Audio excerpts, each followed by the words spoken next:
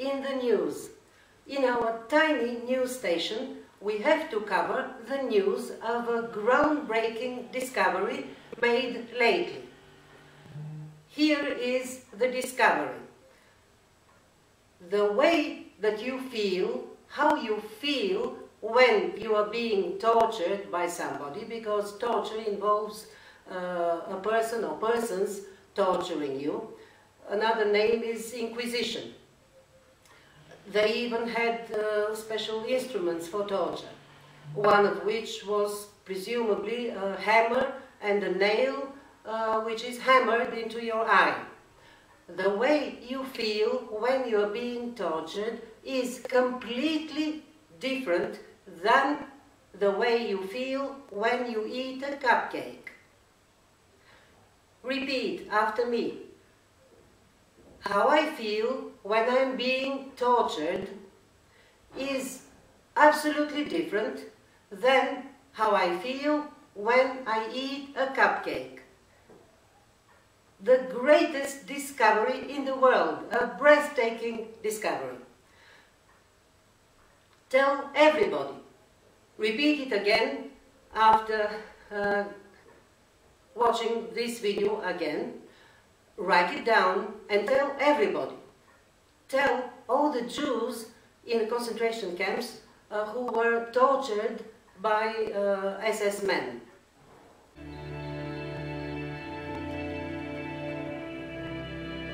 Even now, decades later, Marcel Frankston feels no remorse. Quand on sait comment la police allemande traitait les résistants, comment ils étaient torturés, la façon dont ils s'y prenaient, eh bien, on n'a pas de pitié pour ceux qui dénoncent des compatriotes comme ça et qui les livrent à l'ennemi. If only this man from the resistance, who has been tortured by Gestapo men, knew this discovery. He would have known that, how he felt while the Gestapo men were torturing him is different. It is not the same. It is completely different than how he feels when he eats a cupcake. Now, about the discoverer.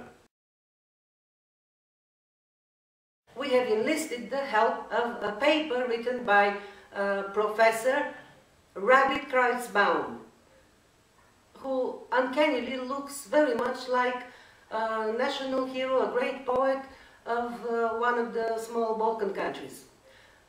Professor Rabbitkreuzbaum has many PhDs. His biggest PhD is in psychiatry. He studies something that he calls the Superman syndrome. Hence his interest in the great discoverer.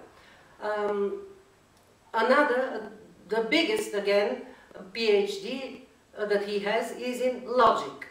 And by use of this logic, he can tell us more about the discoverer and how this great discovery could be discovered.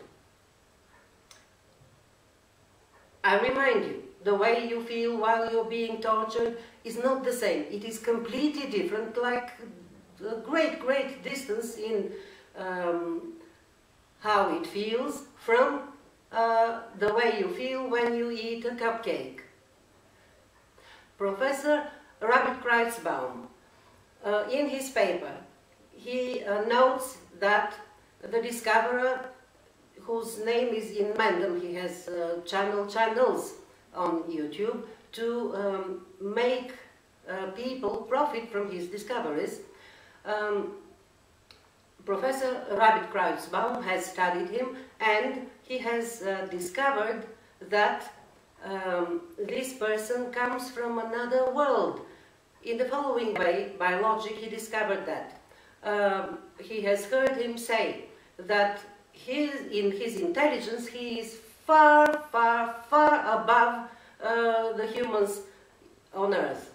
My brain is fucking 500,000 times the speed of light squared better than the fucking lowest common denominator brain on this. He calls them Earthlings. conversation with the Earthlings. He says there is a cavernous distance between the intelligence of ordinary humans and his own intelligence. He is far, far above other people. There's a fucking cavernous, gigantic fucking difference between the smartest person on Earth and the dumbest person on Earth. That would mean far above is super. So he is superhuman. This entails that all other people are subhumans. Superhuman, subhumans. Professor Rabbitkreuzbaum makes clear these terms that in the world of this man who implicitly calls himself Superman, superhuman, Superman, and this entails that the term for humans, for ordinary people, is subhumans, that these terms exist only in the mind of this discoverer. While we subhumans, we just call ourselves humans. But in the mind of this person, we are subhumans and he is a superhuman.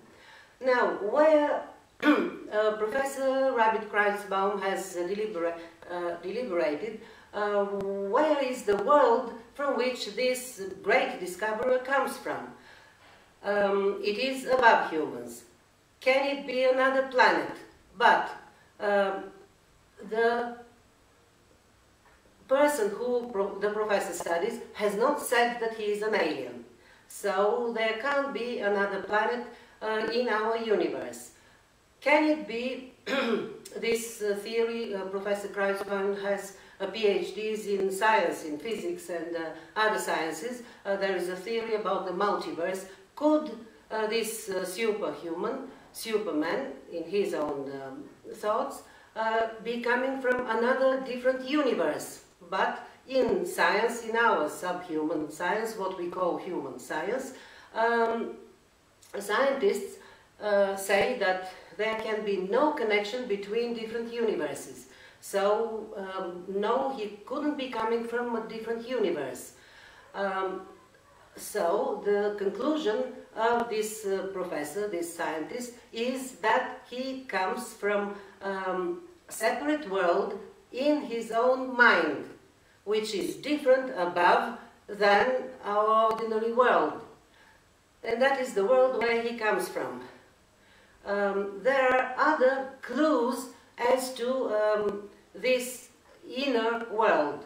For example, Professor Rabbitkreuzbaum has watched our video where we broke the news of the discovery, by the same discoverer, of physics theory, for which he insists that he would get a Nobel Prize. That is a great discovery, one that will get, for which the discoverer will get a Nobel Prize.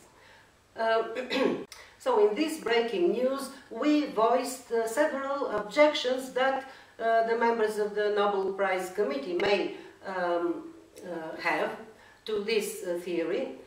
And there were several objections. The professor paid attention to only 2 or 3. One of the objections was that because the theory, I will remind you of that past great discovery by this discoverer, and he says he has it written even in the description of his physics videos. The universe consists only of photons and a void.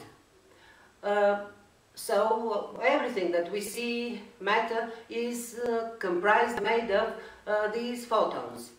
So our objection was photons do not have mass.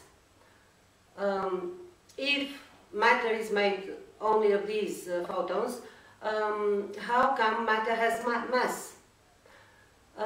To which the discoverer made a response, and Professor Rabbitkreuzbaum has noted it. The response was,